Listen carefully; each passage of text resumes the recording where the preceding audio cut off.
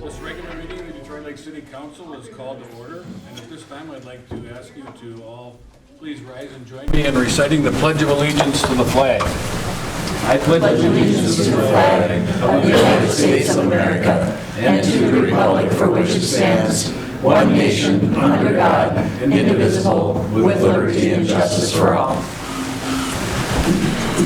Thank you. The first item on the agenda is the approval of the minutes of the regular city council meeting, which was held on November 12th, 2019. And we have a new packet of minutes that was handed out prior to the meeting. It should be on your desk.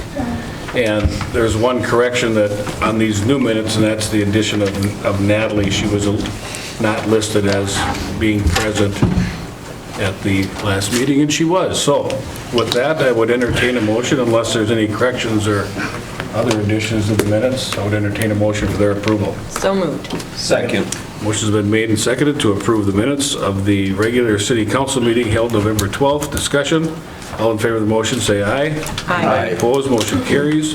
The consent agenda is before the council, and all items with an asterisk are considered to be routine by the city council and will be enacted by one motion. There will be no separate discussion of these items unless a council member or a citizen so requests, in which event the item will be removed from the general order of business and considered separately in its normal sequence on the agenda. Is there anyone in the audience or any member of the council that wishes to either add or remove an item from the consent agenda? And I think, Dan, you have a couple of items you want to add. Yep, I've got two. I've got two temporary on sale Tuxtane liquor licenses for the Holiday Inn for January 11th and January 23rd. Is there any other additions or? Mayor, I'd like to remove from the consent agenda item 6K. Any other items that anyone wants to remove or add? If not, I would entertain a motion to approve the consent agenda with the addition of two items as presented by Alderman Josephson and the one item 6K removed from the consent agenda. So moved. Second. Motion's been made and seconded to approve the consent agenda. Discussion? All in favor of the motion, say aye. Aye. Opposed, the motion carries. Doug Froke, Superintendent from the Detroit Lakes Public Schools, is here this evening, and he would like to give us an update on various things, including, I believe, high school academies. Welcome, Doug. Thank you, Mayor Brink, members. For the record, Doug Froke, Superintendent of the Detroit Lake Schools. One of the things that we wanted to talk about with you tonight as a city council is just to give you an update a little bit about a project that we undertook about 5 years ago when we started looking at a redesign of our high school. And that was basically a redesign that was built around the idea of career academies so that we can expose our kids to the workforce if in fact that's the path that they chose, along with obviously college readiness as well. And so with me tonight, and we feel it's real important so that you as a city knows about what we're doing with our schools, because it's the community schools and the partnerships that we've formed with the various businesses in town. And there's just a lot of neat things that are happening with our kids and with some of the experiences that they've had with our businesses in town. So for me tonight, my job is to introduce some of our staff members. We've got Renee Kurzman, the Director of Curriculum and Instruction, Pam Daly as an instructional coach, Darren Wolf, the high school principal, and our presenters, Josh Omang, who is the Academy Coordinator for the district, and Vern Schnathorst, who runs the internship program for our kids. So thank you for the opportunity, and I think you'll like what you see tonight. Thanks, Doug. All right, thanks, Doug. Again, my name's Josh Omang. I'm the Academy Coordinator, among other things. I'm the football coach as well. That's how most people refer to me. But we certainly appreciate this opportunity to tell you about this initiative and why we're doing it. And so we've prepared some stuff here to help illustrate that, and I'll go through part of it, and then I'll turn it over to Vern for more of the work-based learning portion. But basically on the bottom there, you see our mission mission statement, which again is to advance excellence by developing college and career-ready students. And that's kind of the number one thing. If you walk away from here wondering what this is, it's both, right? It's college and career. We're not deleting college classes, right? Some people have said, boy, you're just turning the high school into a VOTEC. That's absolutely not true. We're going to do both. So we'll show you how we're going to do that. Maybe.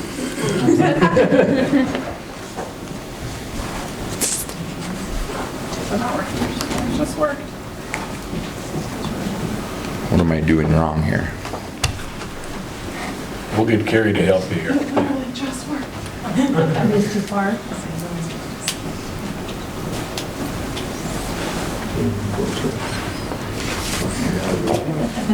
Good to go. So basically what you need to know is this is all based off of current research and education. So, you know, I went to high school here in Detroit Lakes, then I went to the cities and taught for 13 years in a lot of the big metro schools down in Chanhassen.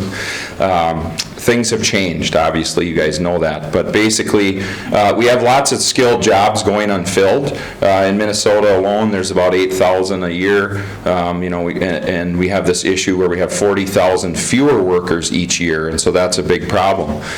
So these jobs are high skill, high wage. They're not, you know, jobs at McDonald's or things like that. We don't want to, you know, train kids for those. We want to train them for high skill, high wage, good paying jobs. What we know is that the gap is going to widen, especially in manufacturing, which, as we know here, big part of our city, those places are, you know, have a tough time finding people. One of the other pieces is the rising college costs, and these are some local colleges that many of our kids attend, but basically, for the first time in history last year, student loan debt was bigger than any other portion of debt in the United States. So that's, you know, very concerning, right? If you went to college like I did and went to pre-med and switched majors, you could probably survive it, right? You can't do that anymore. You just can't recover. Wages have not increased as much as school tuition has.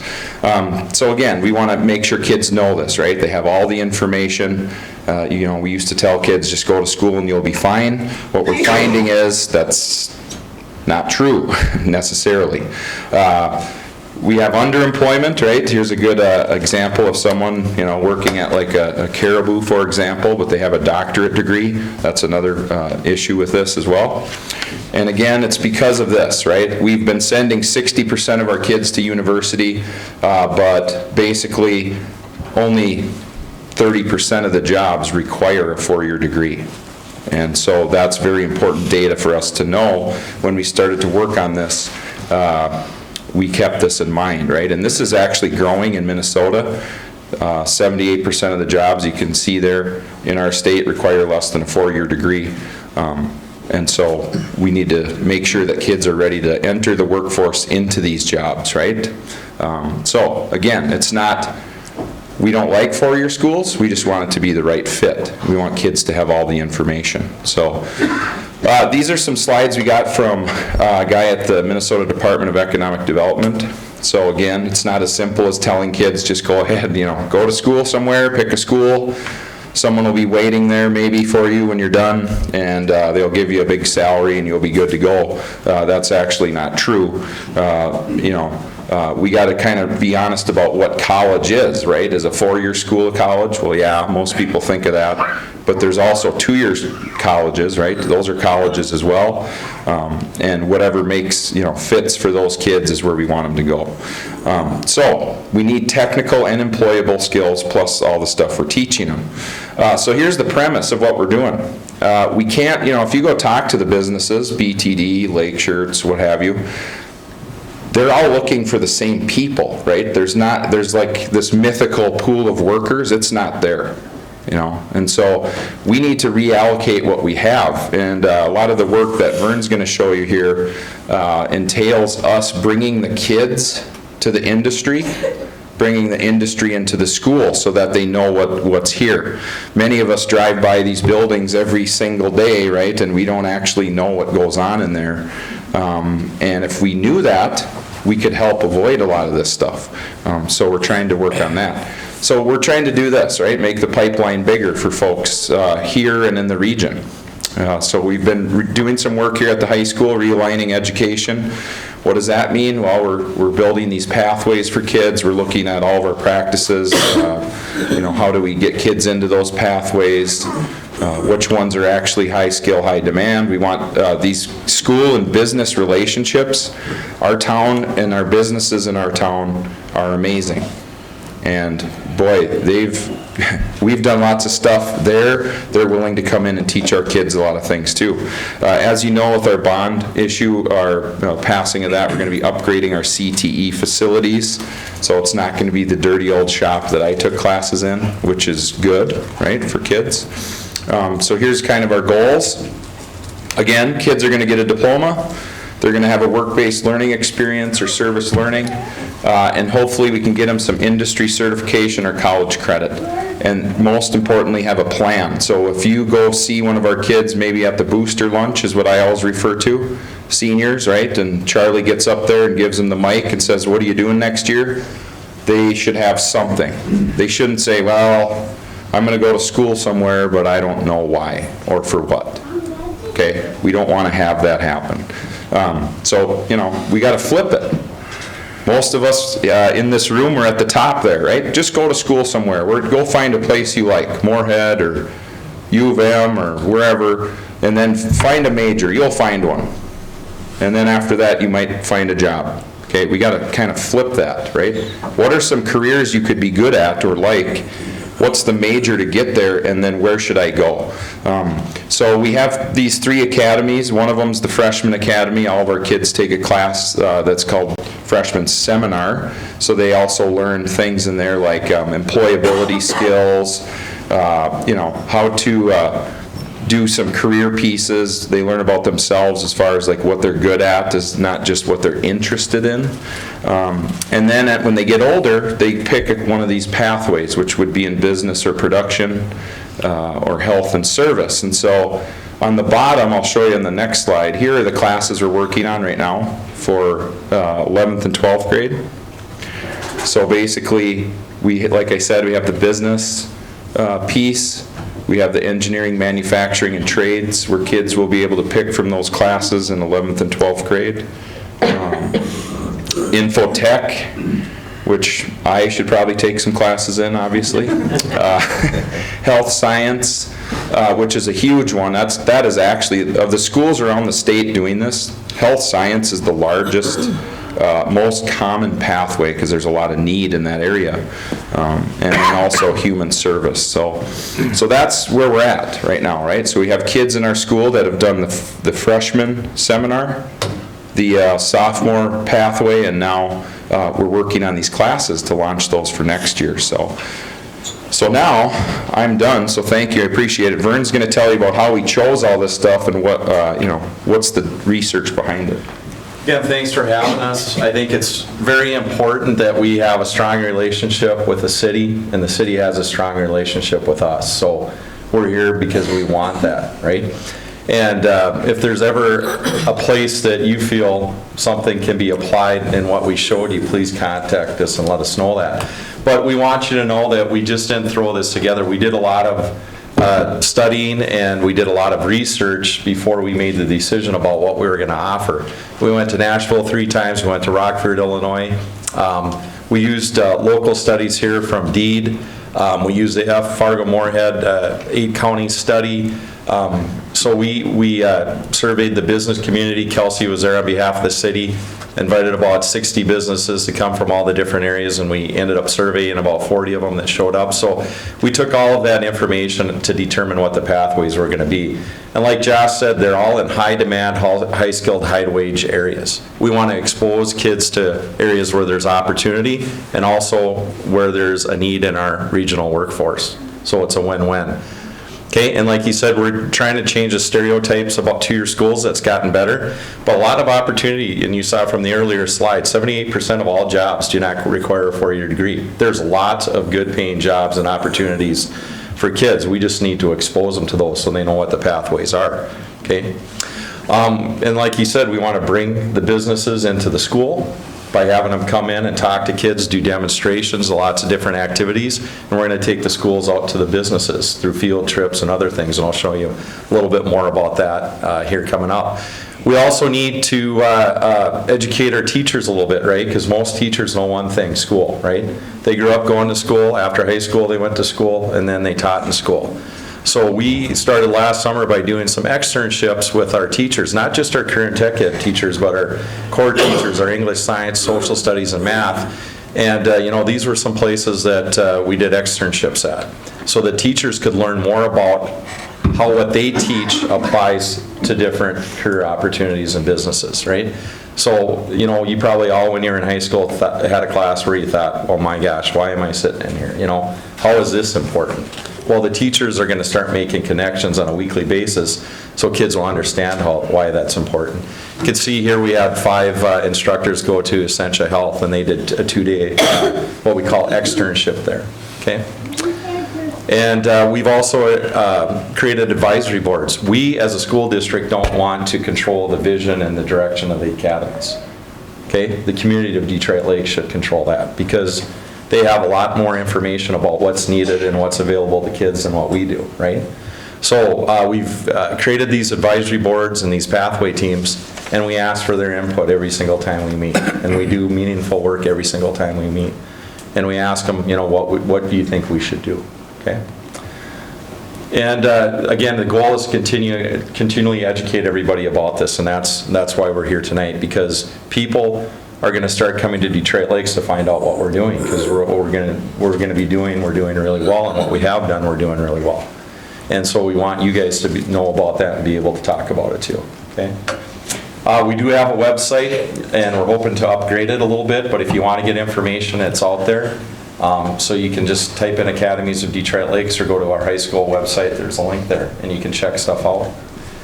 Okay, this is my role. I'm the work-based learning coordinator. So, education, I would say in education, the last 30 years, we've always done a good job of helping the top 15% of kids and doing extra for them, and probably the bottom 15 or 20%. But that middle 60%, right? There wasn't always a lot for them. We just hope they ran into something while they're in high school, okay? So this is a big part of that. We're going to give all these kids all these opportunities as they move through high school. Not just some of them, but all of them, okay? So for example, you can see in the 9th grade year the different things they're going to do the 10th grade year. Big one in 10th grade is they're going to do 2 field trips to a business and a related pathway. Okay, and we're bringing in speakers all the time, and we're having people come in and work with them in the different areas.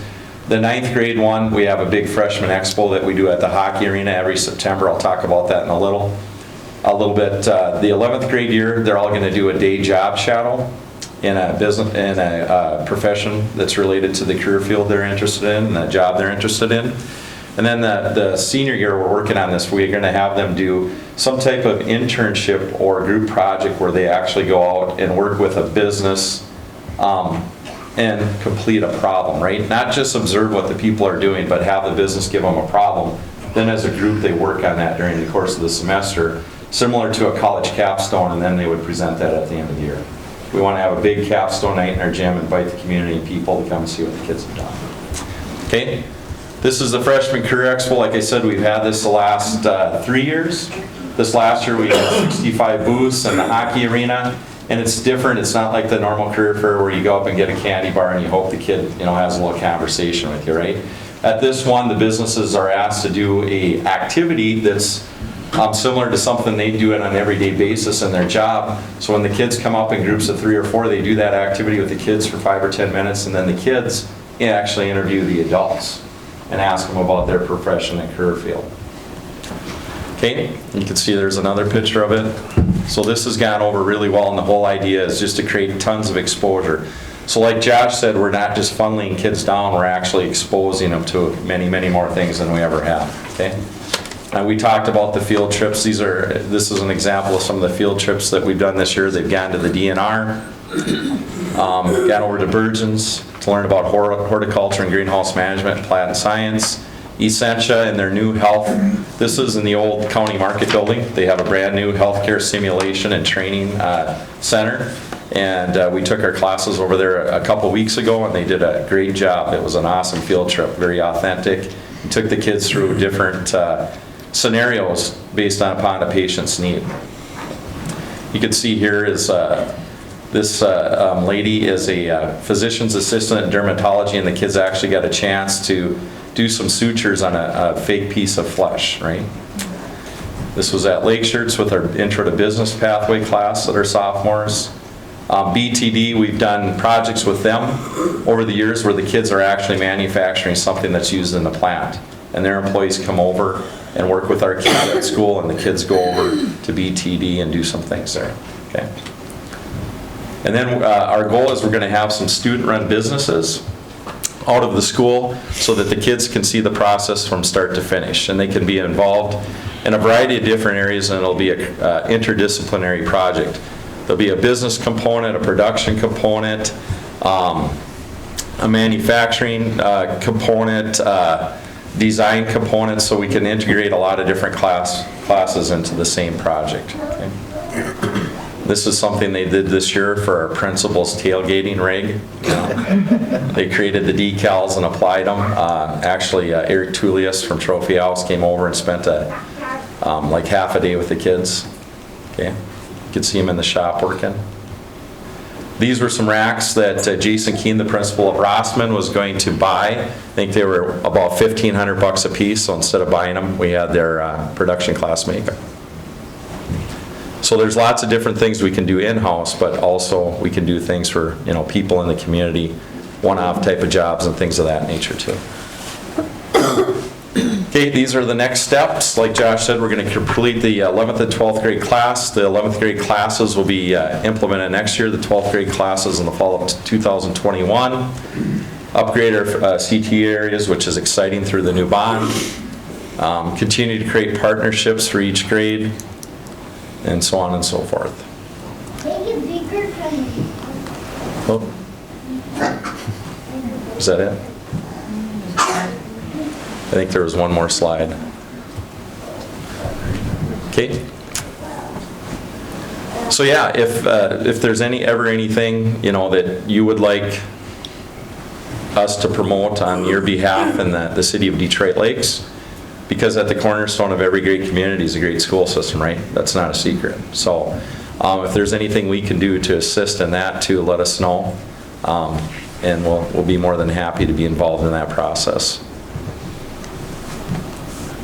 And I think this is just a great quote. This is where we're doing it, right? Tell me and I'll forget, show me, I may remember, involve me, and I'll learn. So this is learning at the highest level. And if you ever have any questions, you know, our contact information is there. We'd be happy to come and do whatever you'd like us to do. Talk to somebody, you know, brainstorm about some things we can do to help you out in whatever way possible. Anybody have any questions? Yes, Madeline. Josh, you got questions, Madeline? Go ahead. I did. Yeah. On one of those last screens, the very last thing was create a Vantage program modeled after Minnetonka. What would Yeah. that be? That's the senior capstone project. Okay, I have a lot of kids, like next quarter I'm going to have 70 kids go out in the community and do internships. A lot of those internships, they just observe what the professional's doing, right? Because they can't actually get in there and do the work. The Vantage program is at a higher level. So we're going to sit down with the different businesses and say, what can we do to actually make this experience more authentic for the students? Do you have a problem or something that you need to have accomplished within your business that we could have a group of 3 or 4 kids work on? So then instead of going and just working with the adult every day, they might meet with them once a week. The adult will introduce the problem, tell them what needs to be done, and then they'll guide them through the process. But it's really going to be up to the kids to do the legwork, using the same tools and processes that the professional would use in their job to come up with a solution at the end of it, right? Very similar to like a college capstone experience. And we can even do that, you know, brainstorming maybe like in the medical field with the new simulation lab at Essentia, where kids could actually go in with maybe a physician or retired physician. They would give them a patient that has an issue. They'd have to diagnose the problem, come up with a treatment plan, implement the plan, see if it works. go through the whole process like that.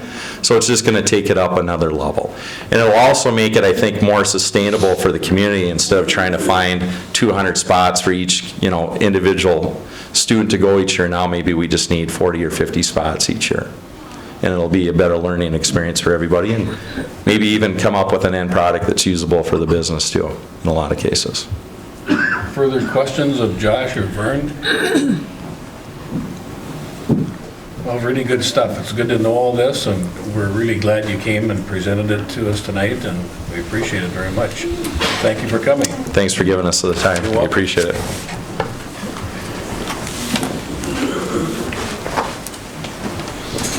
I do want to catch our firefighters before they leave. I think they have to leave at 6:30, and I wanted to just mention to the council that Ryan Swanson has been elected or appointed as our new fire chief here in Detroit Lakes, and Ryan's in the back here, and Ryan's dad, Jeff, was fire chief for many years, and we were talking before the meeting, was your grandfather, Darrell, was he in the fire department?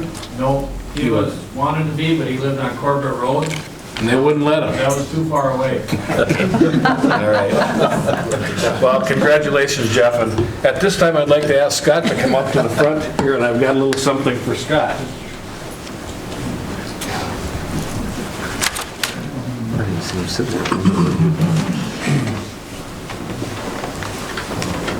How you doing? I want to give you a little certificate of appreciation, Scott, and I'm going to read it for everyone. It's Scott Flynn, for 6 years served as fire chief, 19 years in leadership roles for a total of 24-plus years on the volunteer fire department, October 1st, 1995 through December 31st, 2019. Whereas the municipal representative government of the city of Detroit Lakes, ever conscious of its obligation to efficiently and justly conduct the affairs of the city of Detroit Lakes, and whereas the fulfillment of this obligation and the performance of this service requires the dedication of concerned citizens. Now therefore be it resolved that the City Council of the City of Detroit Lakes express in this way gratitude and appreciation for the 25 years of faithful service you have contributed to our community and to the Detroit Lakes Volunteer Fire Department. The city and residents together have hope that your service may be reflected and persuade others to follow your example. So congratulations. Appreciate it.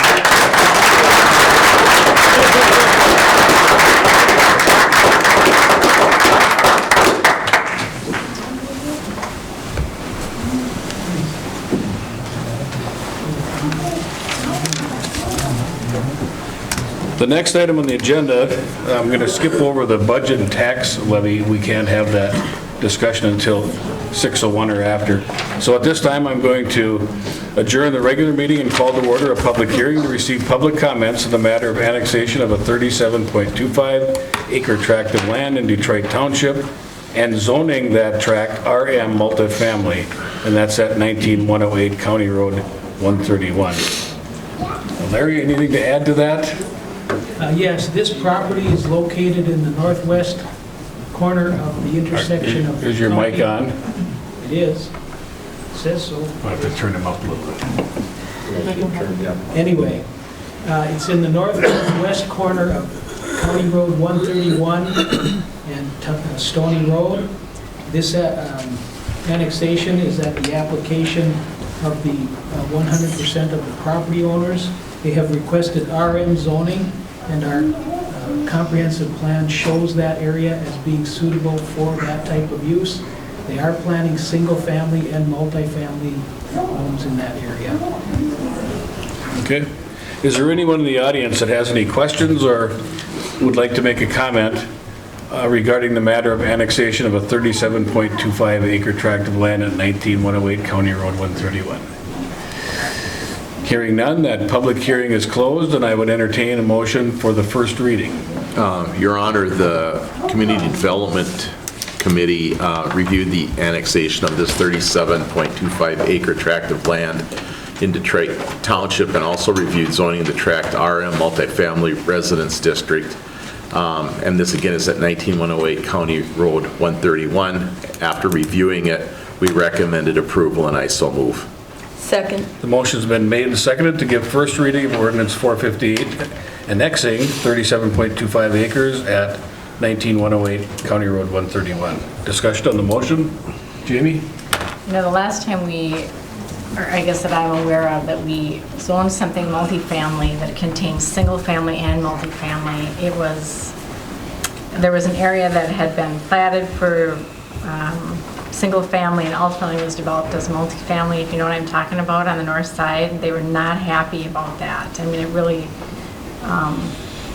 it was pretty negative for those property owners. So I guess my question is, why don't we zone it single family where there's single family, or just bring it in as RA and then deal with the zoning issue? Or, do a combination, or else bring it in as RA. The RM district does allow single-family development and multifamily development, and so that's why they're asking for that at this time.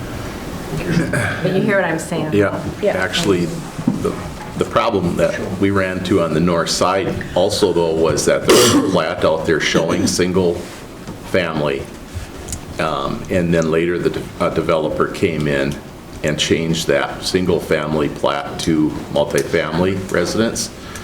So the idea of zoning it RM right now is to make sure that people know that there could be apartment buildings in that area, even, again, if part of it's platted for single family.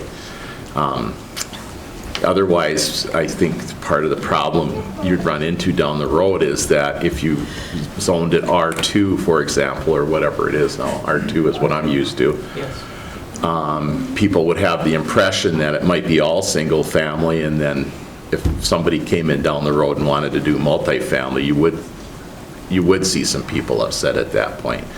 That's why I'm thinking this makes sense right off the bat. Okay.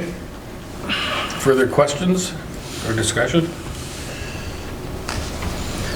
We have a motion and a second, right? Mm-hmm. Anytime there's a delay, I lose it. Yep. Anyway, all in favor of the motion, say aye. Aye. Opposed, the motion carries. I'm going to jump around here a little bit because we've got some different folks here, and I told them I would try to accommodate a little earlier exit for them. Without objection, could we jump to item 5A? And I think, Dan Josephson, you're going to take this one, I believe, right? Yep, I'm taking this one. Item 5A is consideration to second reading and adoption of ordinance 455, an ordinance amending the City of Detroit Lakes City Code, Chapter 503A, Animals. We had a conversation last night at the CDC meeting. Recommend approval, and I would so move. Second. Okay, motion's been made and seconded to give second reading and adopt ordinance 455, an ordinance amending the City of Detroit Lakes City Code, Chapter 503A regarding animals. Discussion on the motion. All in favor of the motion, say aye. Aye. Opposed? Aye. The motion carries. Second reading is given, and ordinance 455 is adopted.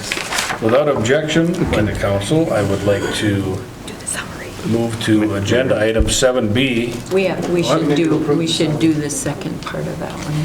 5A1 5A1, is adoption of the summary for Oh, you should publication. have told me that. the summary. We need 4/5 votes. Shall we take that?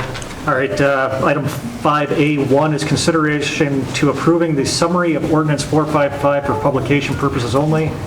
I would so move. Second. Motion's been made and seconded to approve the publication of a summary of ordinance 455. Discussion on the motion. All in favor of the motion, say aye. Aye. Opposed? The motion carries. Now can I move to another Yep. item? Thank you. Thank you. I would like to go to item 7B regarding the Detroit Country Club. We have a couple of board members here tonight. This is consideration to a memo that we received last month for a donation request of $75,000 from the DL Country Club at the Pine to Palm course to remodel the clubhouse. They are in hopes of raising more than matching funds, actually, for this remodel, in hopes that this will maybe make it more palatable for people to come and eat and drink at the country club, stick around after they play some golf. Kelsey, our city administrator, went through and found us a way to help with that. So Kelsey, if you want to present that. Mayor and council, if you recall, the actual request is also in the packet. The request was for $75,000 from the city for a total project budget of $225,000. My recommendation is to use the liquor fund and to contribute $50,000 to be spread out over 2 years. So that'd be $25,000 in 2020 and $25,000 in 2021, with the contingency that the golf board would have to raise the remaining balance of the $175,000 prior to construction. The Finance Committee did review this, and we did decide to recommend adoption of that fee schedule, or the way we'll do it. So I make that motion. And Okay, is there a second? Second. Motion's been made and seconded to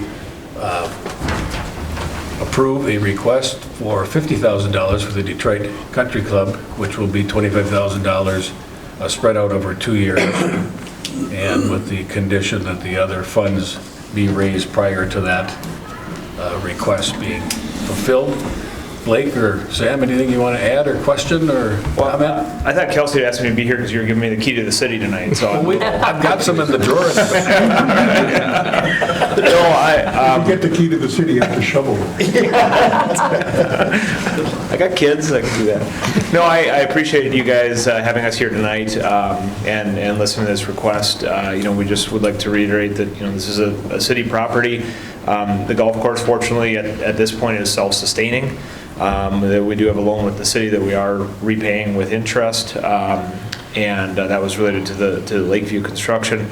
As stewards of that facility and the golf course, we're keeping an eye on ensuring that operation remains self-sustaining in the future. Most municipal golf courses in the state of Minnesota are pretty heavily subsidized by their city governments or local governments. Ours isn't. What we've identified over the last few years, the make or break for us, is the food and beverage operation at the country club.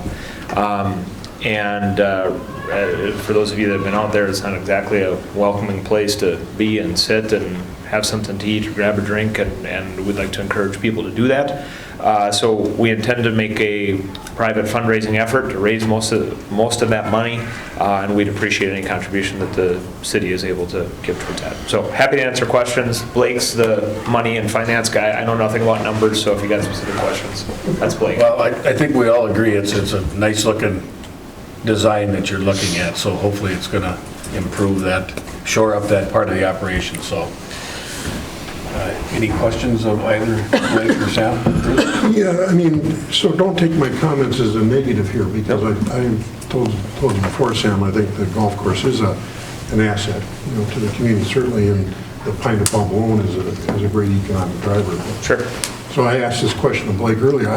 My concern would be is, we've done 2 projects in a row now, if we approve this.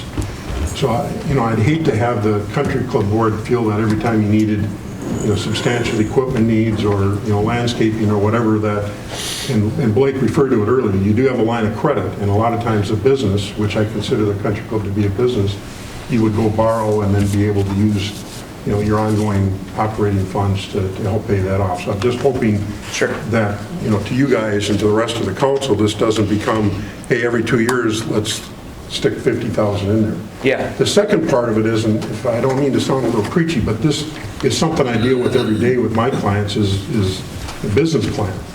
And part of it is I don't want, people to get out and say, well, we're putting $50,000 into a restaurant just so the country club members can have cheaper drinks and cheaper food.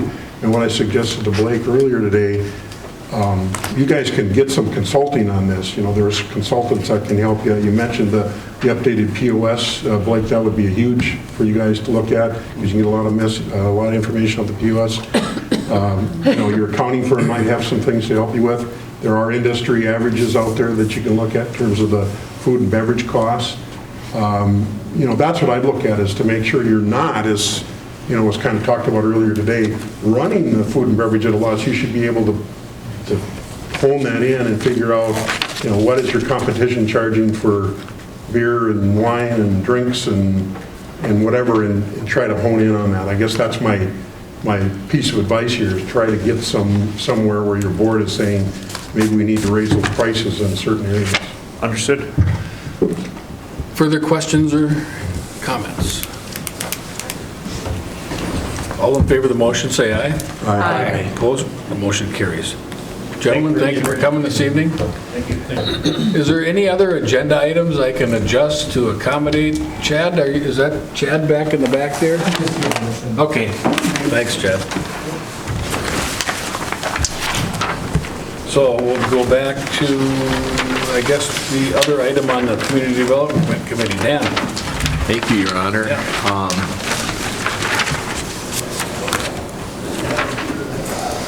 Hang on a second.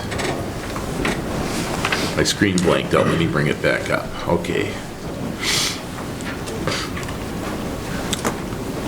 Can I borrow yours for a minute, Jay? For some reason, I went up back to the 12th of November, so it wasn't that good of a meeting, so I don't know why. But anyway, so item 5B is the basically the Willow Springs addition, so annexing that. So second reading and adoption of ordinance 456 for the annexation of that 215.5 acre tract in Detroit Township and zoning the tract R2, 1 and 2 family residential.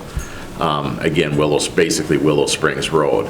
So again, the CDC reviewed this, recommended approval, and I so move. Second. Motion's been made and seconded to give second reading and adopt ordinance 456, annexing essentially what's called the Willow Springs addition, a 215.5 acre tract of land in Detroit Township. Discussion on the motion? All in favor of the motion, say aye. Aye. Opposed? The motion carries. So when does this officially become part of the city? Once we forward this to the state, they will make a determination. We are requesting that they defer that until after the presidential primary, which is March 3rd. So we're expecting it to happen sometime in March or April. Thank you, Larry. Anything else for the Community Development Committee, Dan? That's all we have, Your Honor. All right. We'll move to the Public Works Committee. Chairman Inhofe. Thank you, Your Honor. Item A was just discussion with city engineer on some proposed options for the community center, theater, museum parking lot improvements. Again, it was just discussion, trying to give the city engineer some guidance. I don't know if anybody's looked at the plans in their packet. If you have any questions, I'm sure John could answer them. Otherwise, we weren't going to take any action on that tonight. Item B is consideration of resolution approving the preliminary engineer's report for South Washington Avenue and setting a public hearing. Public Works Committee recommends approval, and I so move. Second. Motion's been made and seconded to approve a resolution approving the preliminary engineer's report for the South Washington Avenue project and setting a public hearing, and that will be when at their next regular council meeting, January. Okay. Discussion on the motion? Well, Mayor, if I can just explain a couple things. And if John needs to get up and do a more of a formal presentation, he's got the numbers, but I think our meeting yesterday was mostly to give him some guidance.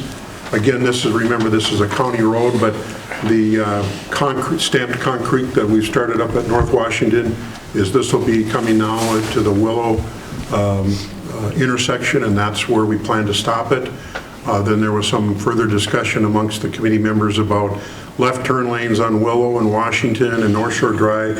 I don't think all of that's been planned. There was also some discussion about adding some parking along the park area as you come into North Shore Drive. So some good ideas out there. Nothing formal yet. I think that's city engineer was just looking for some guidance, but I just wanted to kind of bring the council up to date on that. Thank you. So, did we vote? It's a test. No. All in favor of the motion, say aye. Aye. Opposed, motion carries. Item C, consideration of resolution approving the city's intent to participate in the proposed Highway 10 East Shore Drive, East Street intersection and signal. Public Works Committee recommends approval of a resolution, and I so move. Second. Motion's been made and seconded to approve a resolution approving the city's intent to participate in the proposed Trunk Highway 10 East Shore Drive and Trunk Highway 10 Chris Street intersection and signal improvements. And those are scheduled for next summer, John? Correct. Okay. Discussion on the motion? All in favor of the motion, say aye. Aye. Opposed, the motion carries. Item D is consideration of resolution entering into a cooperative agreement with MnDOT relative to the proposed Highway 10 East Shore Drive intersection and signal improvements. Public Works recommends approval, and I so move. Second. Motion's been made and seconded to approve a resolution entering into a co-op agreement with MnDOT for the Trunk Highway 10 East Shore Drive intersection and signal improvements. Discussion on the motion? All in favor of the motion, say aye. Aye. Opposed? Motion carries. Item E, consideration to the 2020-2023 Detroit Lakes Youth Hockey Ken Freeman Arena lease agreement. Public Works has reviewed this, recommends approval, and I so move. Second. Motion's been made and seconded to approve the Kent Freeman Arena lease agreement with the Detroit Lakes Youth Hockey Association. Discussion? All in favor of the motion, say aye. Aye. Opposed? Motion carries. Item F, consideration to the 2020-2023 Detroit Lakes Public School Ken Freeman Arena lease agreement. Public Works Committee has reviewed this and recommends approval, and I so move. Second. Motion's been made and seconded to approve the lease agreement for the Kent Freeman Arena with the school district. Discussion on the motion? Mayor, I have a couple of comments. Go ahead, Bruce. And I alluded to this yesterday. I'm not going to vote against this because I don't want to disrespect the process. Our staff put a lot of work into this. I know some council people have been involved. But again, I think, as a city, when we look at the cost of that arena, and earlier Vern referred to it as the hockey arena. Well, really, it's an ice arena, and we use it for a lot of different things. So I always got reminded that it was an ice arena because I had a daughter in ice skating. But anyway, my point is that, love the arena. It's a good amenity to Detroit Lakes, and in my mind, we could actually do more with that arena if we could get some more dollars and do some things in there. And I'd like to see maybe as a capital improvement plan, part of the sales tax that folks have in the future, we could do something. And the youth hockey folks are fantastic. Every time that I've heard that we've needed dollars or volunteerism, they've stepped up. But I need to remind the council that Detroit Lakes taxpayers get hit on this a couple of times. They get hit as city folks, and then the school district is there. And if the school district were to increase their participation to a level that I believe they need to do, they can spread that out over a lot bigger number than the city folks do. So I know that you guys are probably getting tired of me hearing that, and since this is the last time I'll have that opportunity to say so, I took the opportunity tonight to do that. And that's why I asked to pull item 6K off the agenda later, because we're going to be voting on a $153,000 piece of equipment. And so when we get to that, I'll maybe say a little word on that. But right now, I guess I'm just hoping that, whether it's you as council folks, or whether it's the media, or whether it's the public, get out here. Tell the school district they need to step up a little bit. If they think that program is important to the school, which I think it is, then they need to fund it properly. Yeah, and we haven't voted yet. Right, thank you. I was really concentrating this time. But Bruce, well said, and I think most of us, pretty much agree with that too, so well said. Further discussion? All in favor of the motion, say aye. Aye. Opposed, motion carries. All right. Item G is a request from the Events Committee of the Detroit Lakes Kiwanis for use of Washington Ballpark on August 8th, 2020 for their Blues Beer and Barbecue event. This motion will also include the ability to vacate Langford Street from Washington Avenue to the Sanford entrance. So just make sure that when you know that we're voting on that. Public Works Committee has reviewed this and recommends approval, and I so move. Second. Motion's been made and seconded to approve the request for the Events Committee, the Detroit Lakes Kiwanis, to use the Washington Ballpark on August 8th for a Blues Beer and Barbecue event. Madeline, you want to pitch the event at all? well, it's going to be exciting because I think it's going to expand a little bit over the usual Blues Beer and Barbecue. This will be our 3rd annual. Well, I think it's a great idea to have it at the ballpark, and I went to the event last year, and it's a great event. So we're excited it's about gonna be having it at the better than ever, I ballpark. think, yep. Yep.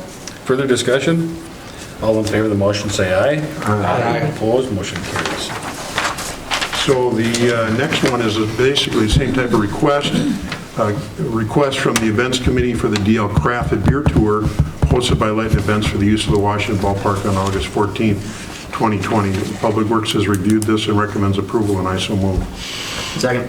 Motion's been made and seconded to approve the request from the Events Committee for the DL Craft Beer Tour hosted by Layton Events, again using Washington Park on August 14th. Discussion on the motion? Well, Mayor, I think you hit it on the head. What a couple of great events to have right pretty much in our downtown beach area. And, you know, that ballpark is underutilized now, so this would be a great opportunity to probably expand that use. I agree. Further discussion? One question I have is, we got back-to-back weekends on this field, and we've got some wet conditions. Are we collecting any fees or anything to possibly restore anything? Usually, you know, it's August and the ground's dry and hard as rock, but this last year it was wet and that ground tends to hold a little bit of extra water, so just wondering if there's any fees associated. We did collect a $1,000 fee on each event, but I also would defer to Public Works Director One of the Green. things we've met with both groups and talked to them, they're going to work closely with the park supervisor, Tom Goulon, too, depending on weather conditions, because that's exactly right. And that's one of the reasons for the Langford closing. That way, if they do have food trucks or heavier vehicles, they can come off of that street and utilize that. The infield is pretty dry relative to the outfield, and that is part of the conditions that they'll meet beforehand and determine that before any setup. Thank you. Further discussion or questions? All in favor of the motion, say aye. Aye. Opposed, motion carries. Item J, Your Honor, is K, I'm sorry to say J. K, thank you. A memo to purchase a 2020 electric Zamboni 552 AC from Frank Zamboni. The guy's got a lot of publicity over here. He invented that. Anyway, the cost of the Zamboni is $153,469.85 cents. $153,469.85. Public Works Committee has reviewed this, recommends approval, and I so move. Second. Motion's been made and seconded to approve the purchase of a 2020 electric Zamboni. Discussion on the motion? Well, Your Honor, my only comment is I'm fine with the purchase. I know we got to do it. But again, reminding everybody that it's the city taxpayers on the hook for this. If something happens and there's not enough money to pay for this Zamboni out of the capital funds over the years, the city taxpayers are on the hook for it, not everybody else in the school district. That's my concern, and just wanting to make sure when you're raising your hand here, you know that. And I'm not asking to vote against it because I'm voting for it, but again, it's a big number. And I wanted to make sure we talked about it. And another good point, I agree. Thank you. And Bruce, I duly noted, but also know this is the state of Minnesota forcing our hand to go electric rather than natural gas for emissions and everything like that as well. So just a question along those lines, Matt, does that mean that these electric ones are more expensive than the traditional? Are they propane, the gas ones, or whatever? You know, I'm going to deflect that to Parks Director Tom Goulon. He would know more information on that, Mayor. So basically, the emissions that is emitted from the Zambonis either gives you carbon monoxide or nitrogen dioxide. We have to test twice per week, once during the week and then on our heavy usage, which is the weekend. They dropped those numbers down considerably. Back in 2015, they were going to mandate that everybody went to electric, but they put that off and they raised and lowered the values of the emissions that were allowed within the arena. This machine has lithium-ion batteries instead of the old acid batteries.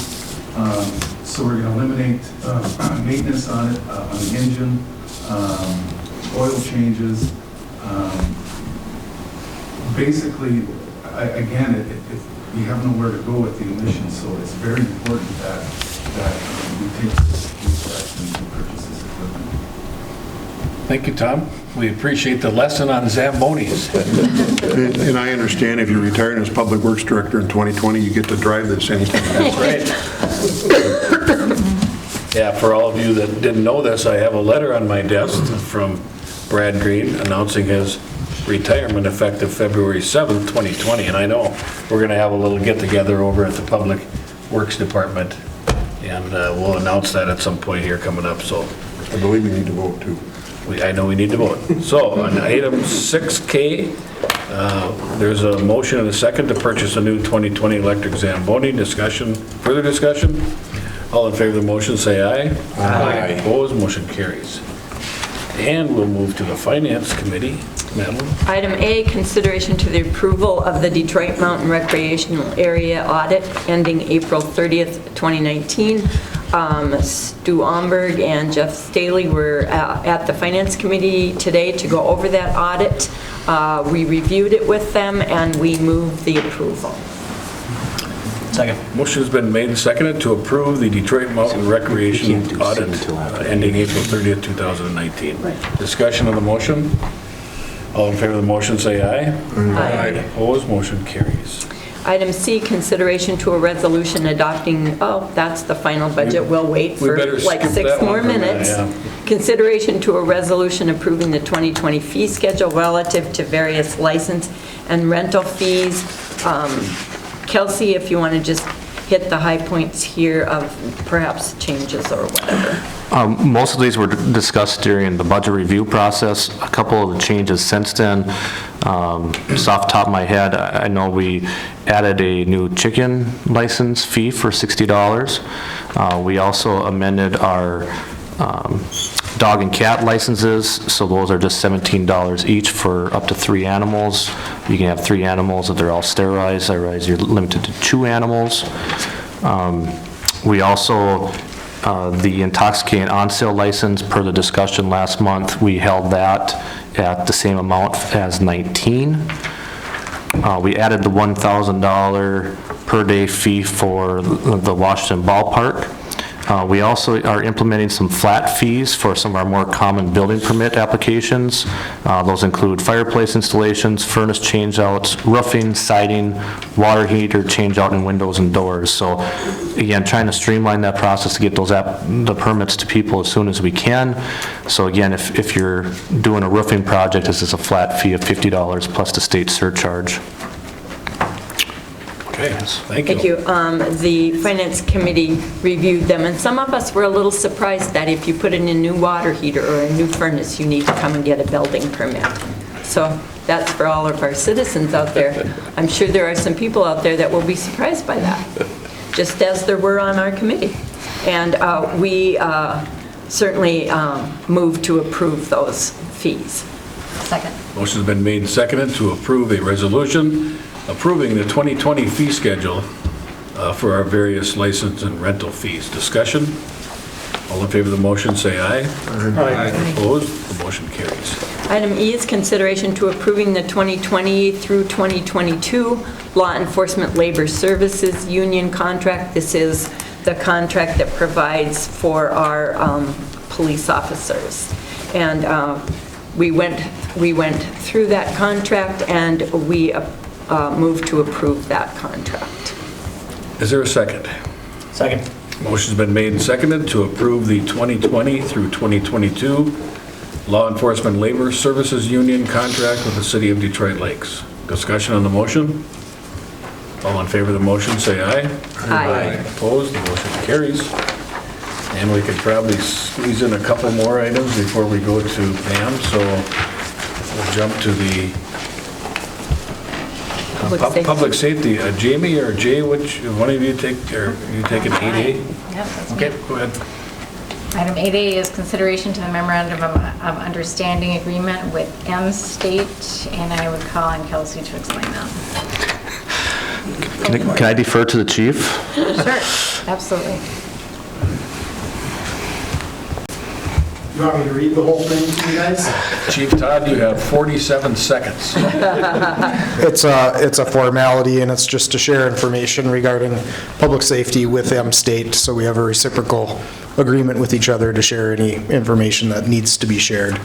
I did confess to the committee that when this first came due to renew 3 years ago, I just signed it and sent it through, and nothing bad happened, but I was advised that those need to be brought to you guys. So, congratulations. Well, thank you. Thank you, Chief. The committee recommends approval, and I so move. Second. Motion's been made and seconded to approve the memorandum of understanding agreement with M-State and our police department. Discussion on the motion. All in favor of the motion, say aye.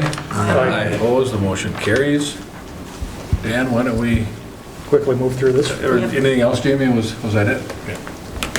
Go ahead, Dan. Item 9A is discussion regarding kind of liquor ordinance. And we are going to take a look at that in terms of fees and fee structures and so forth. That'll be next month that we'll be doing that. And item 9A is just a informational piece here that we're in year 2 of our commitment for the Minnesota SNICE contribution for their ice palace this winter. Okay.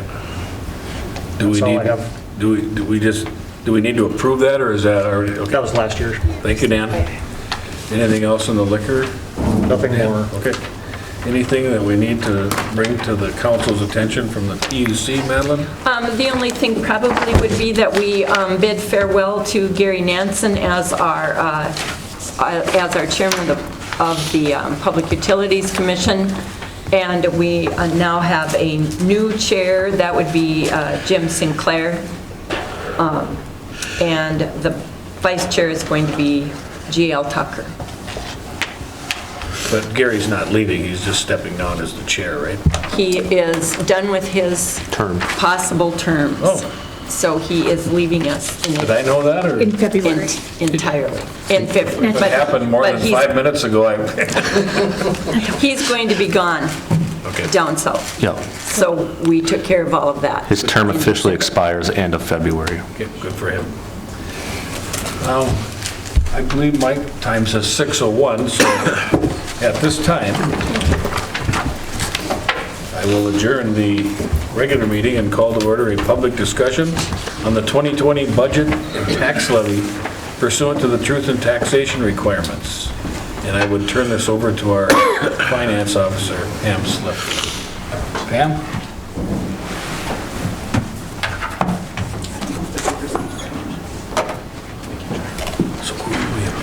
Thank you, Mr. Mayor and Councilman. This is our annual discussion on the city levy and taxes. And it's my honor to have this discussion with you guys. It's a great story to tell. Detroit Lakes has got a lot of positive things going for it, and this presentation really showcases that. So here we go. This slide shows our 2020 proposed tax levy. Our levy is increasing from our 2019 levy. 2019 was $5,498,000. 2020's proposed levy is $5,746,000. So there's an increase of $247,000 in our proposed levy from year to year. Okay, so what makes up, how does that levy increase break down? Well, the 2019 operating expenses, which includes our capital, are increasing $239,000, which is 4.35%. And the increase due to an increase in servicing our debt, which includes the airport and the fire hall, is going up $8,500 or 15 basis points. So the total increase in our levy is one of the lowest that we've had in the last several years at 4.5%. So what are the reasons for the increase in the 2020 levy? Some of the bigger items that we want to highlight are there was an increase in our legal fees because we had to add a part-time prosecutor. that added $25,000 to the levy. There is an increase due to personnel expenses of about $100,000. There's an increase in operating and capital funds for the library of $20,000. And capital funds for the police department, $10,000. Capital funds for the public works department are $10,000. And capital funds for the parks department are also $10,000. For the last several years, we've been putting away money into a reserve fund for construction of a new public works facility. And the increase in that capital reserve for that facility in 2020 will be $58,000. And the increase for debt service on all of our special assessment bonds is $15,000 for the year. There are a couple of drivers for your the tax bill that you get, your tax levy. So what we want to look at is the market value, the taxable market value in the city of Detroit Lakes last year was $1,144,000,000. In 2020, that taxable market value went up to $1,238,000,000, which is an increase of $94 million or 8.2%. So the total tax capacity then, which is driven from the taxable market value, there's a formula that's applied by the state. So the total tax capacity last year for the city was $14 million, and the total tax capacity for 2020 is $15.1 million. There again, it's an increase of almost $1.1 million or 7.7%. You reduce the tax capacity by the tax increment, you come up with a net tax capacity, which also shows a 7.7% increase. So the net tax capacity for the city at the end, or for 2020 is $14,264,000. And that is over $1 million increase from the prior year. So those numbers, when you take the total tax levy of the city, and we are proposing a $5,745,991 tax levy for 2020, which is an increase, as we saw on the first screen, of $247,000. The $5,745,000 divided by the net tax capacity of $14,263,000 gives us our city tax capacity rate. So for the year of 2020, our tax capacity rate is 40.28%. In 2019, it was 41.52%. And the lower the tax capacity rate, the better. So as you can see, in the year of 2020, our tax capacity rate has actually gone down by 1.23%, or the percentage decrease is almost 3% decrease in the tax capacity. So the decrease on a $140,000 home, if your market value stays the same, it should translate into a decrease of your taxes, your city taxes, of about $14.65.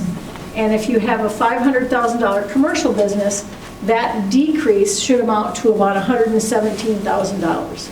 I'm sorry, $117. Yeah, wrong decimal place. Okay, so this schedule basically shows our governmental expenditures and all the different funds that we have. Some of the larger changes are related to the airport, the capital construction at the airport. We have a bigger project going on. The scope of the project out there in 2020 is much larger. Also, stormwater capital, we're going to be buying a new jetter truck for the stormwater utility at $180,000, and then the new Zamboni at the sports arena. And our debt service fund is decreasing by a couple of $1 million because we paid off a refunding bond in 2019, and there are no bond payoffs in 2020. So overall, our expenditures are going down about $800,000 for the city. There's two major sources of funding that the city uses to provide all the services to our residents. One of those is the tax levy, which we just talked about, and the other one is called LGA, or local government aid. This is money that's collected by the state of Minnesota, and through legislation, they turn around and they give some of it back to the city, or all the cities. Back in 2002, or 2001, the city of Detroit Lakes, let's see if I can do this. The city of Detroit Lakes got $1,621,000 that year in LGA. And as you can see from this column, that number has gone down almost consistently and continually. In 2020, we're expecting $631,000, so we've lost $1 million a year in LGA. Over 19 years, I'd just like to point out that the actual LGA that we've received over 19 years is $18 million. If we would have gotten that $1.6 million every year of those 19 years, we would have collected $32 million.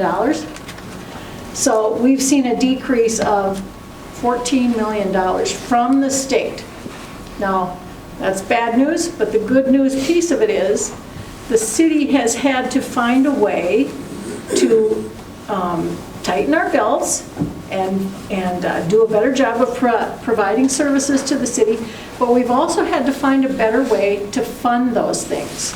And so one of the ways we fund those is through our levy, and there's a couple of other ways we do it as well, which I'll get into here. So the takeaway here is that the state has really reduced our funding over the years, and that doesn't appear to be going back up. Okay, so there's a couple of other ways that we have to generate some funding for the city, and we are lucky enough to have what we call enterprise funds here in the city. We have 4 enterprise funds. It's the electric utility, the water, the wastewater utility, and our municipal liquor store.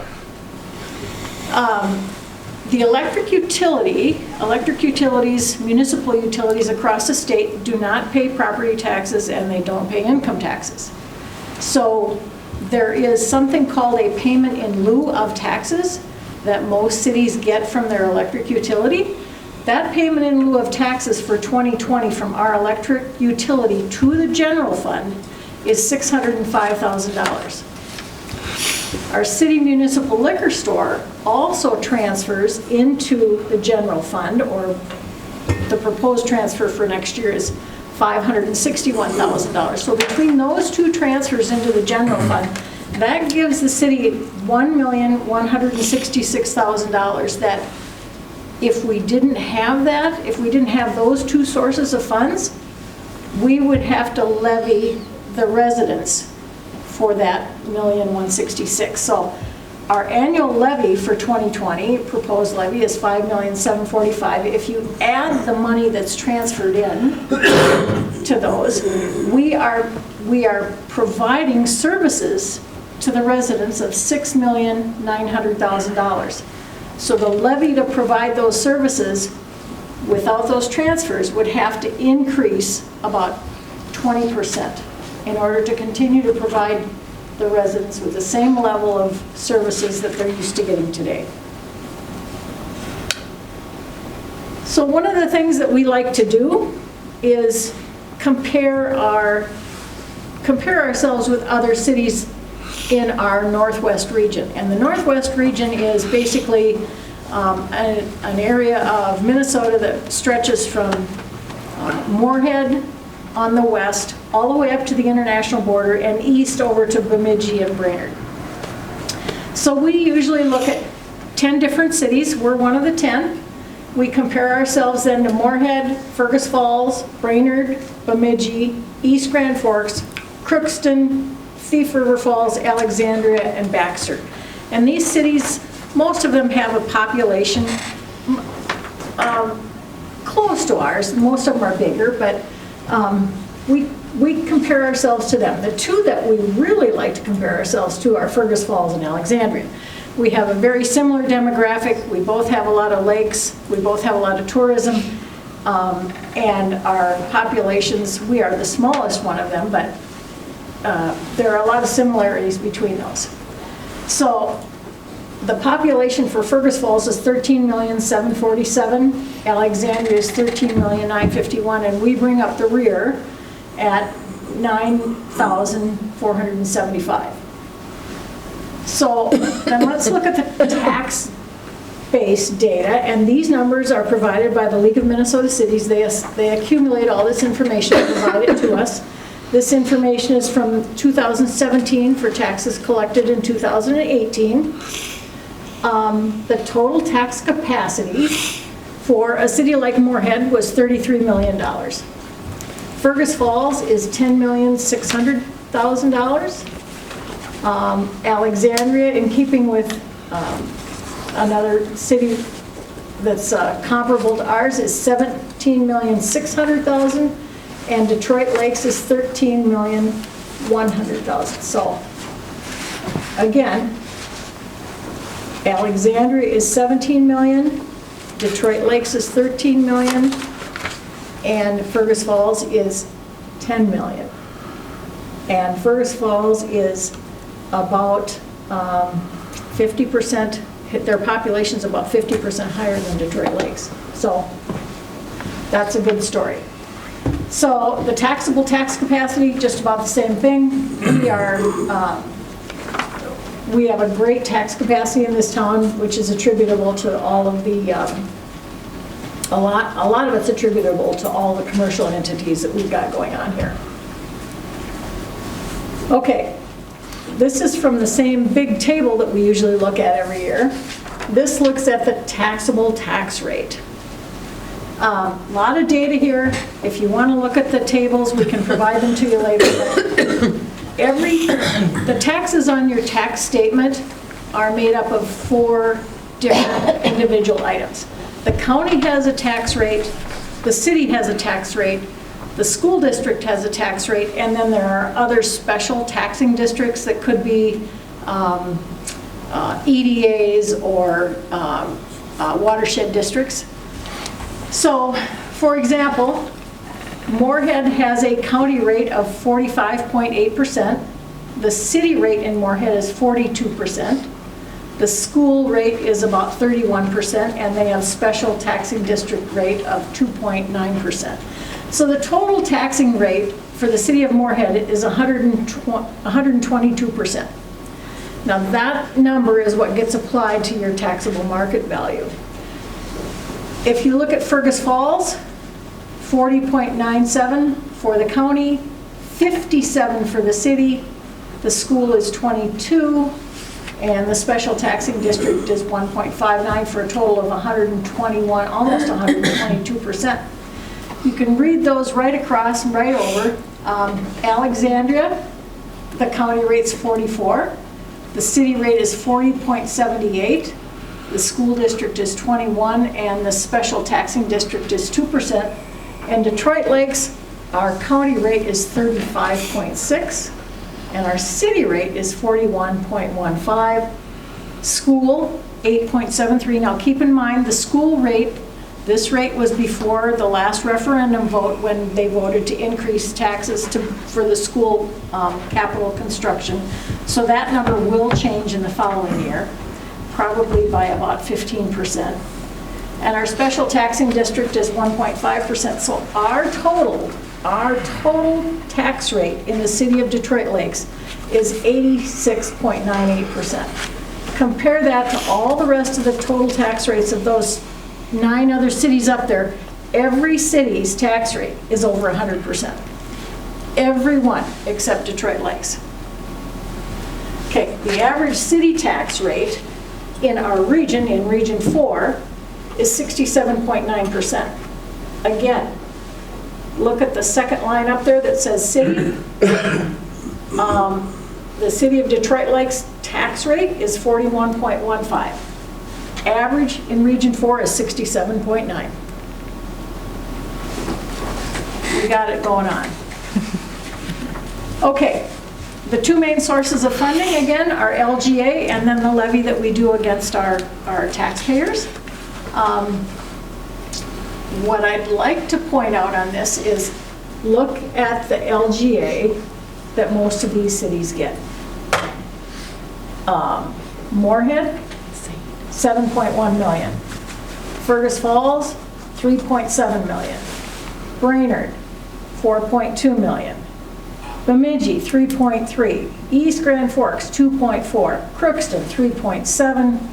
Thief River Falls, just over $1 million. Alexandria gets $1.5 million. And what does Detroit Lakes get? $700,000. So that means that in order to provide the same services that we provide, that the rest of the cities provide and we provide, we have to levy more money.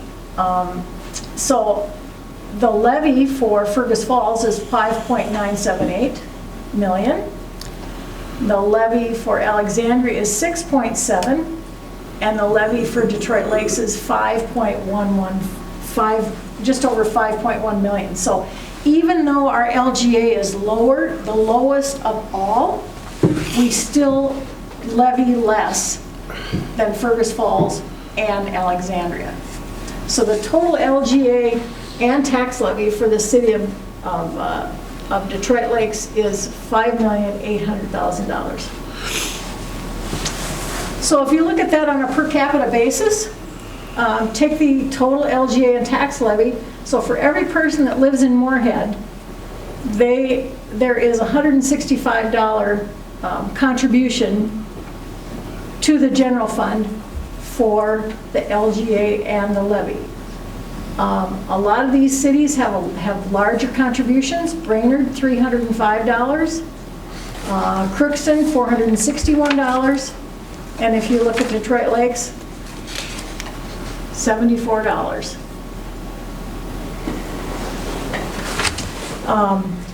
That's just for the LGA.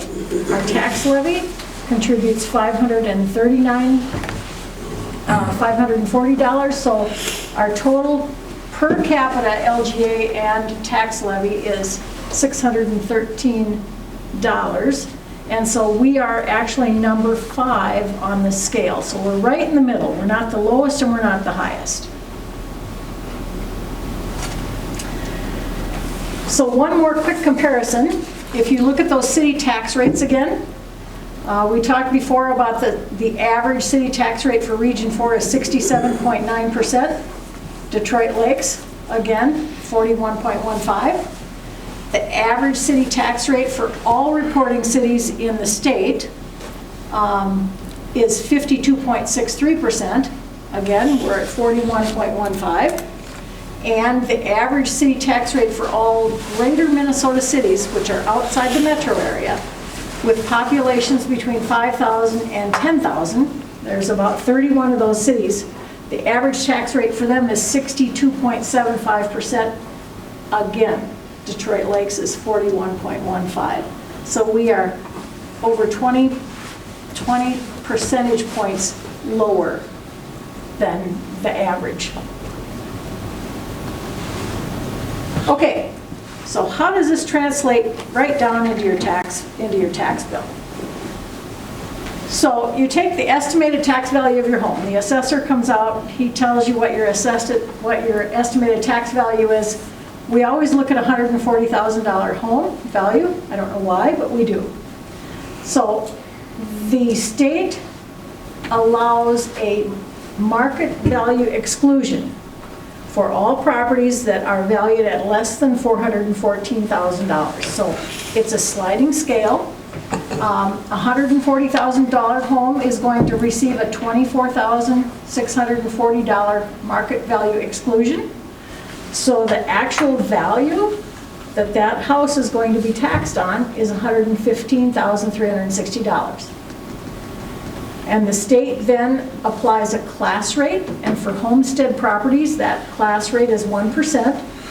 So your tax capacity of your house then is $1,153.60. You multiply that by the tax rate that we came up with earlier of 40.28%, and the net city taxes on a house that has a $140,000 value is $464.71.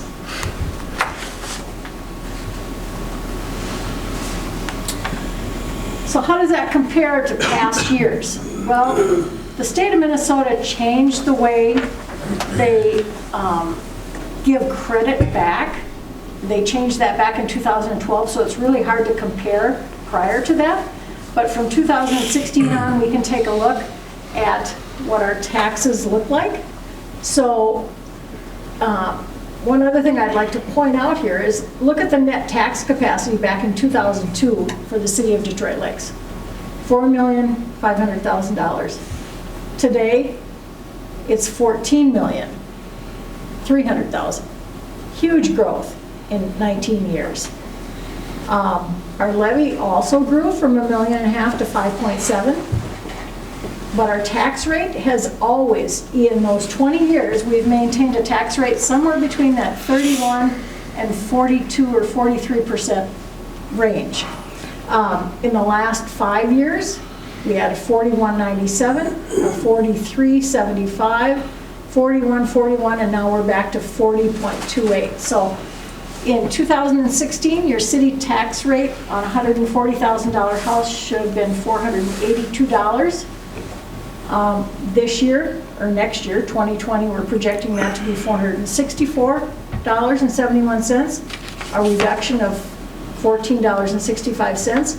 And if you eliminated those contributions from our enterprise funds, from the liquor store, and from the electric utility, your tax bill would be $559 instead of the $464. So we need to be really grateful that we've got a great liquor store here in town and an electric utility that keeps the lights on. So of that $464.71 tax bill that you have on your home, how do you split that? How does that split out among all of the different entities in the city? Well, the monthly cost for the Development Authority is 13 cents. The monthly cost for the DLCCC is 34 cents. For the sports arena, 37 cents. For the airport, it comes up to 89 cents. Snow removal. Every month, you pay $1.49 for snow removal. The library is $1.99. And to keep all of our parks and our ball fields maintained, $2.41. And street maintenance, $5.50 a month. Our police department costs $7.40 a month. And debt service on our infrastructure, $7.44 a month. So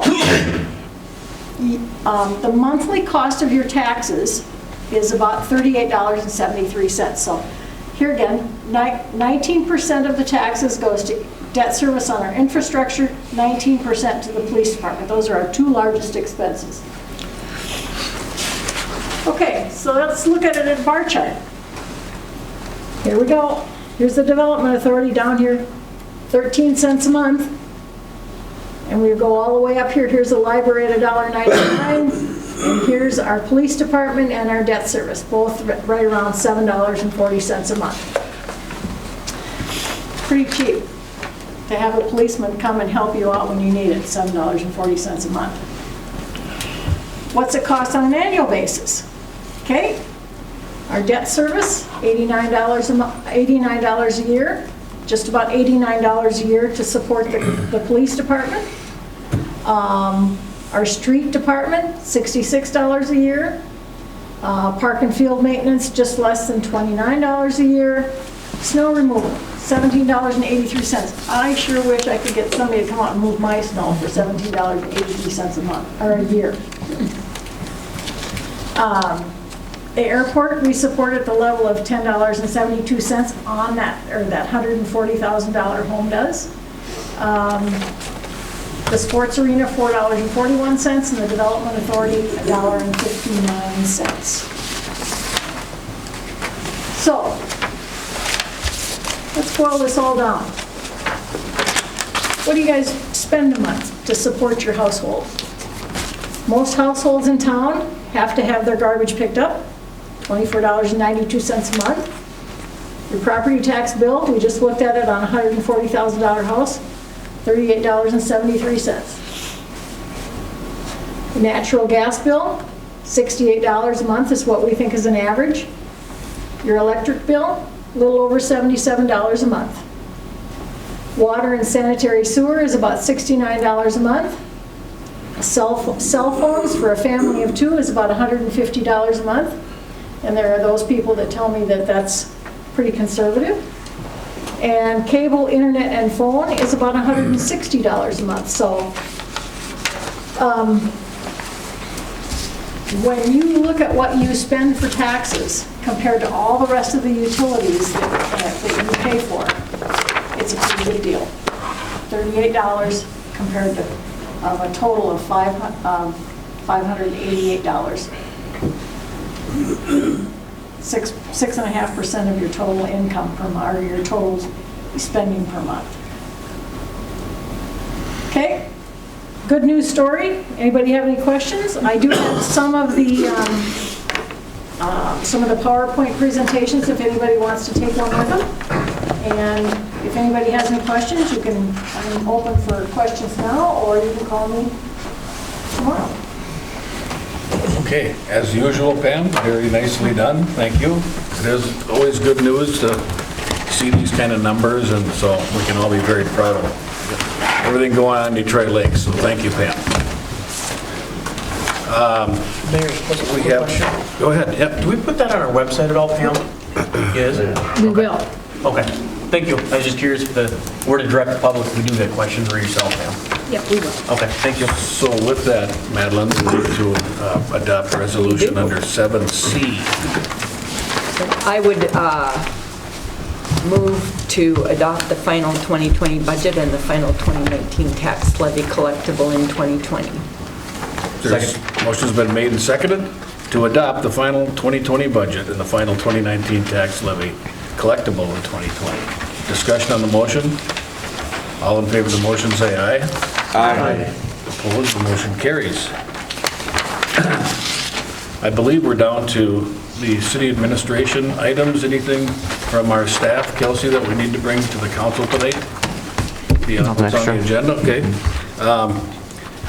Explain to me the appointment of John Steffel. Has he already agreed to replace Rob on his term? So I would like to recommend to the council that we appoint John Steffel to the Sports Arena Commission, who's replacing Rob Nielsen's term, and he would be a member at large.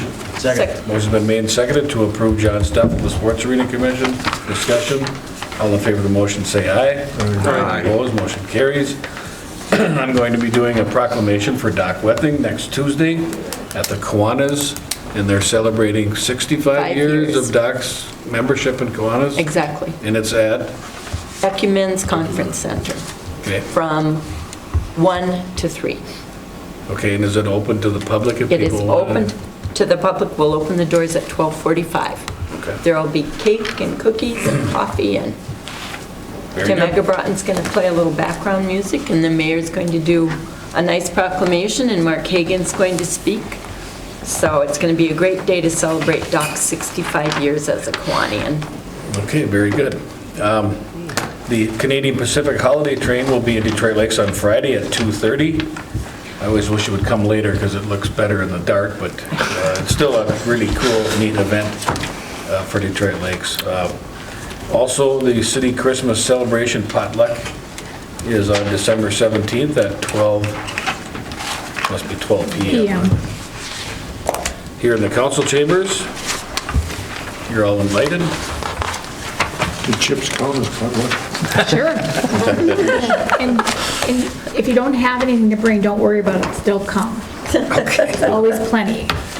On the last page of the agenda, the next joint governance meeting is on January 21st. And also, we've included the 2020 joint governance meeting dates and the 2020 council meeting dates. And I think that concludes the agenda. Bruce, anything further for tonight? Well, I'm sure we'll have more to say on February 7th, but again, congratulations to Brad on his retirement. And I will just add, there's several of us that were on the council when Brad was hired in 2007. But I got to tell you, he's made a heck of a difference in that department for the city, and we owe him a lot. So, I'm sure we'll have maybe not as nice things to say to him on February 7th, so I wanted to get that out now. Happy, Your Honor. Yeah. Good job, Brad. Thank you, Matt. You bet. Madeline? Nothing except to say happy holidays to everybody. Have a great Christmas. Matt? No, Your Honor. Natalie? Jay? No, sir. Dan? Nothing further, Your Honor. The business of this council is concluded and the meeting's adjourned.